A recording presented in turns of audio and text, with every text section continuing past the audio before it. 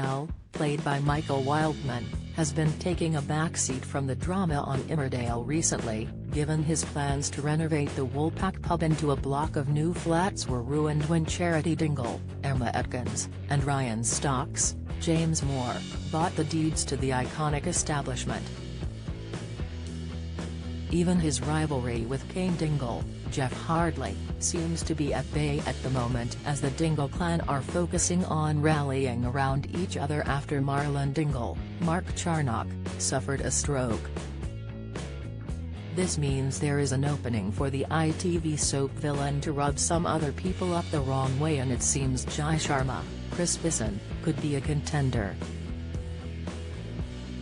The two men went head-to-head in the very first few minutes of Monday night's installment as Jai tried to manage everything at the Hop whilst also working as a member of staff.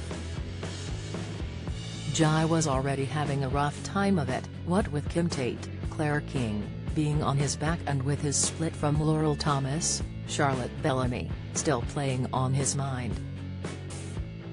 Therefore, when Al decided to come over and make fun of the fact the boss had become one of the regular workers, the businessman wasn't having any of it. Al said, "Undercover boss. Only I don't see any cameras," to which Jai asked him bluntly what it was he wanted from him. Asking for a drink, the villain added, "Only when you've got time. I can see you've got your hands full." Unfortunately, at this moment, a black bag full of rubbish split open all over Jai, with Laurel watching the whole thing from the sidelines. "Looks like you've had an accident," the villain remarked, with Jai saying under his breath but just loud enough to be audible, "I wish you would." Although this might have been a passing comment, it could be a sign of what's to come as the two men develop a bigger rivalry. As Al asked Jai to repeat what he said, Laurel came over as she told the villain, "Is there somewhere you need to be?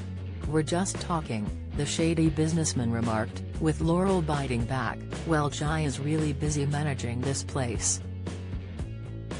"Sorry, where is it you work again?" Laurel asked as she made a sly comment about the fact Al was unemployed at the moment. The village villain proceeded to walk off as he wasn't willing to fight with the former lovebirds anymore, but his might not be the end of it. As the weeks pass by and Jai's financial situation doesn't improve, he could see himself crossing paths with Al once more. In a new theory by Express.co.uk, Jai could end up doing some dodgy deals for Gavin, Ben Richards, the man Al was seen working with in order to renovate the Woolpack. When it was revealed the plans had fallen through, Gavin ordered his associate to watch his back and he hasn't been seen since. With Jai needing money, Gavin could explain he will give Jai what he needs, but he must kill Al so the villain is out of the picture for good. Since arriving in the village, Jai has never killed anyone, but he has come dangerously close to doing so, especially when he was married to Charity.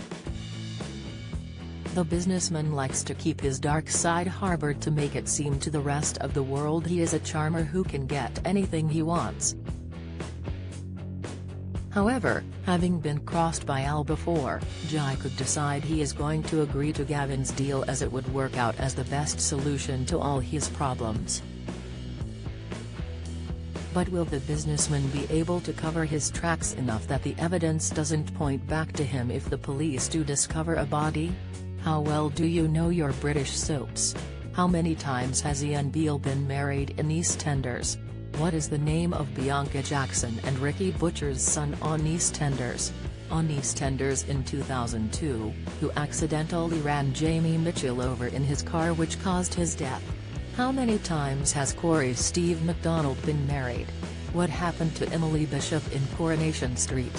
Who murdered Maxine Peacock in Coronation Street in 2003? Which incident in 1993 killed off 4 characters in Emmerdale? When did the show stop being known as Emmerdale Farm? On what day did Hollyoaks air its first episode? What was the name of the much-loved Coronation Street pet dog who was put down in April 2020 after 14 years? 1996 saw the arrival of one of Hollyoaks' all-time bad boys and rival of Kurt Benson, but who is he? Who is the longest-serving character on Coronation Street? Who shot Phil in EastEnders? How many fires have there been at Corey's Rover's return? Get out of my pub, you're no soaps fan. You're either too young to remember the big lines or have better things to do on weekday evenings. Casual viewer, you watch them sometimes so you kinda know what's been going on. Die-hard fan, you love watching the soaps so much your entire week is planned around when they air. If the body is hidden well enough, there might not be any need to get the authorities involved, as no one would miss Al. His son, Ellis Chapman, Aaron Anthony, is living in Australia now and has very little to do with his father, so he wouldn't get suspicious if Al were to disappear. The only way the secret could be rumbled is if Jay conscience gets the better of him and he is unable to move on from what he did. Although he might have thought it was a good idea at the time, his sense could come back to him once the deed is done. Will he confess all to his former lover Laurel, or will he deal with his agony on his own? Taking to Twitter, viewers of the weeknight serial drama are keen to see the villain go, as he has become one of the show's most hated characters. Pikes to Broat, oh my god, Al, you're so bad. Pure cringe. #Emmerdale. Swalcatted, okay, what the F's happening? I'm starting to really like Al. Or is he up to something? Chris posted, #Emmerdale Al, you're a nothing and a no one going nowhere fast. Now, what really sensible and realistic story do they have planned for Al to seek revenge on? Is AL's exit in the pipeline?